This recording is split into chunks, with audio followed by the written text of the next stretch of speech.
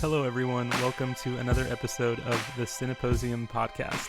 My name is Martin Ibarra Ramos. And I'm Alex Apicella. Every week, we invite another member or collaborator of Cineposium to present a remote film program. If you follow our Instagram account at Cineposium and or our Twitter account at Cposium, you'll be able to keep up with our programming posts published every Thursday, as well as potential live tweeting and calls for audience follower questions regarding the films we program. Our podcast episodes include programmer presentations and answers to audience questions that come in to be shared on the subsequent episode. Last week, I presented a double bill of Kaneto Shindo's films Onibaba and Kuroneko as a presentation of Japanese folk horror films. I was genuinely excited to talk about Shindo's films and to watch the two films as a pair, as they complement each other really nicely. We did have a question come in via Instagram regarding your program, Martin. Rio Rito asks, Martin mentioned that the images and the sounds of the reeds contribute to the horrific tone of Onibaba. At first, I was struck by the beauty of the tall grass swaying in the wind, but by the end of the film, I felt claustrophobic and trapped by them. Is conveying both the beauty and oppressiveness of nature a trope on folk horror films? So this is an excellent question. It directly addresses the topic of my program, and honestly, it kind of deserves a much longer answer than what I'm going to provide here. Honestly, there's chapters and books dedicated to this topic. So, but to answer, in a general sense, yes, this is a common element to folk horror films. I'll add that landscape is not always as central of a focus in some of the films as it is in others within the genre. There are other central elements that will often be more of the focus, but ordinarily there is an ever-present attention to the characters in the film and their relationship with landscape explored in some kind of way. In the case of Onibaba, the reeds are absolutely an important character in the film for several reasons. The film is a more traditional example of how landscape and rurality are used to conjure malevolent qualities in the characters and to distort reality in a way as well. You use the word beautiful, which is spot on and absolutely is intended, because the idea is that there is a sort of darkness that lives beneath the natural seductive beauty of the reeds. Kaneto Shindo is creating a subtle contrast between natural rural beauty and the violent narratives of the film. The characters interact with the reeds more and more as the film goes on. So, for example, when the daughter runs through the reeds at night to continue her secret affair with the returned warrior, Shindo has her go on an unnerving journey through the reeds at night, which are brushing against her arms and such, and they're blowing hard in the wind, and it's an opportunity to emphasize its growth as a dark force. So the reeds, they move fast and loud, and that builds up the suspense and the anxiety of the moment. I should also say that Kaneto Shindo intends for the reeds to be a sort of symbol as well. The film is very much also, in addition to a folk horror type of film, it's very much a view of class differences and struggles. So there is this political element to it as well. In an interview, Shindo put it like this: "The tall, swaying reeds are my symbol of the world, the society which surrounds people. The reeds represent the world in which these commoners live, and to which the eyes of the lords and politicians do not reach." The fact that you felt overwhelmed by the seemingly beautiful reeds is an absolutely appropriate response. So thank you for that question. And thank you for that answer, Martin. Next week, our scheduled programmer is another member of Cineposium, Michael Mazzacane, who is preparing a program for us in the realm of the kaiju disaster genre, so be on the lookout for that next Thursday. For today's episode, our programmer is Cineposium member Ben Lee. Without further ado, we'd like to invite Ben to present his program. Hi, it's great to be here. So today my program will be screening Ex Machina, a science fiction film from 2014, directed by and written by Alex Garland. So this film to me is a science fiction film that at least perpetuates a school of imagined aesthetic of the future. So the plot is very simple. It's about a young computer programmer who wins the chance to go to a private establishment owned by a very wealthy engineer, and to help him run Turing test for his newly created android called Eva. So this film the plot is very simple, but this film fascinates me for two reasons. First, it has its philosophical take on the relationship between human and artificial intelligence, which has been a question that has been repeatedly discussed by many films, especially sci-fi ones and those from early to mid 2010s, I would argue. And before this film, like 1 year before, there's Her, which also discusses how the line between human and AI can be renegotiated when the idea of love and passion is introduced into their relationships.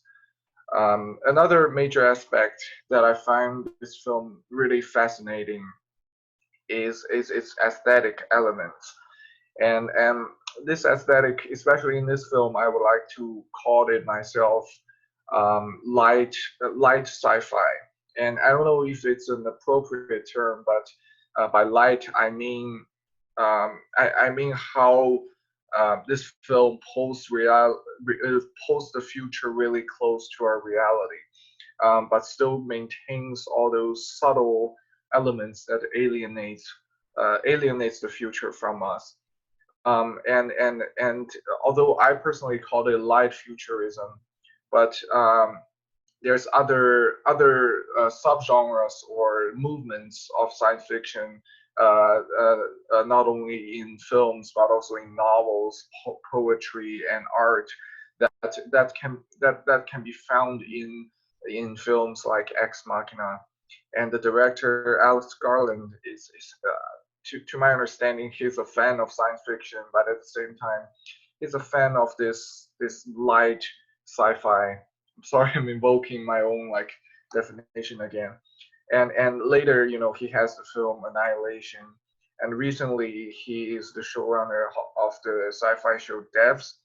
I only watched the trailer of Devs, but I can already grasp how he's still keeping his style, his own unique vision of what the future aesthetic will be. And I think a common technique that he uses to pull the future closer to the reality is to introduce the nature and to incorporate it into his films. Even in a film as wild as Annihilation, the nature is altered in the most significant way, but still we can found the underlying basis, which is the nature we're living in right now. And I think it is exactly this subtlety that covers up the real stake, the danger, and even the horror of his films, and make his films always feel like a slow burn. And that really fascinates me. And I think I can draw from some other notable movements of science fiction that can really help me like and help all of us like understand what I'm talking about as light science fiction. So there's one thing called solar punk.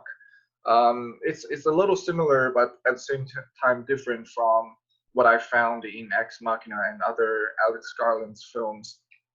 Um, so solar punk refers to those this movement where there's a very optimistic view of humans' relationship with nature in the future, and especially in novels and art and paintings and other art forms, the solar punk artist would more like to incorporate nature into their works, just as like Ex Machina did. The establishment is within a forest, and it's super private, and there's a lot of like nature elements. It's like a private mansion we can find today in those like rich areas, and and I find that very fascinating. But at the same time, I don't think solar punk can define this film's treatment to nature, because I don't think there's any optimistic tone in this film, as we will see later. And at the same time, the nature, although is incorporated on purpose, but it's not the main topic of this film. It is, I think, to me, I would argue that it is basically used to cover up what is the real stake, and what will eventually shock the audience, but not at the beginning. So there's another movement called Trance Realism, which I can also like find in this film, at least in part. So so a mathematician and as well as a science fiction novelist called Rudy Walker. He wrote in 2005. He wrote a trans realism manifesto, basically, and he identifies two traits of transnationalism, actually transrealism. He says, first in the transrealism, and he majorly focuses on novels. So in a transrealism novel, the protagonist will always be the writer himself, him or herself, because he wants there to be this first person point of view where the writer themselves do not even know what the story will lead, and they will never know what the past is. They can only focus on the future, focus on what they are perceiving, and at the same time, he points out that in transrealism there will be no normal people, because he identifies this common trope of novels to of this consensus reality where everybody agrees upon this reality, or there's a school of imagined future. And Rudy Walker argues that there shouldn't be this consensus future or consensus world building. He believes that everybody has their individual perception of the future, and there's no normal future. There's no common future. There's no common perspective. So I think in Ex Machina there is such elements, but not as precise as what trans realism expects. For example, even in Alex Garland's later films like Annihilation, the TV show Devs, there's always a point of view. Annihilation focused on Natalie Portman's character's point of view, and Devs, as I understand it, it focuses on this program again, a computer programmer's point of view as she uncovers layers of mysteries about her boyfriend's disappearance. So again, in Ex Machina, we focus on this computer programmer's point of view as he explores this establishment, which is a world in itself, and with the quote unquote God played by Oscar Isaac. So I think it's pretty interesting. But again, we can still negotiate how trans realism can play a part in this film. But I think that's left to all of us and our participants to explore during this rewatch of Ex Machina. Well, thank you, Ben, for that wonderful presentation. Honestly, this is bringing up some really fascinating topics and things to consider in rewatching the film. I'm really, really excited to rewatch it. Actually, I haven't seen the film since it was released, so yeah, really genuinely excited to give it a revisit. Yeah, I am as well, and I'm glad that you provided me with like the tools that I would need to be able to look deeper into this film, because it's one of those films that just feels so existential, but I never knew how to approach it, and these terms like the light sci-fi, and it's fantastic. Thank you so much. And so with that, we'd like to thank everyone who tuned in to this episode of our show. If you enjoyed this, please follow our podcast on Anchor or on Spotify. You can find the link to our profile page on Anchor in our Instagram bio. And again, please follow us on Instagram at Cineposium and on Twitter at Cposium. And if you have any questions related to Ex Machina and related to Ben's program, feel free to DM us on either platform, and we'll address them in our next show. Also, if you're interested in subscribing to our weekly e-newsletter, email us at cineposium.ucla@gmail.com. Thank you again, Ben, for preparing this remote program for us, and thank you all again for listening. Until next time, take care, everyone. Bye-bye. See ya.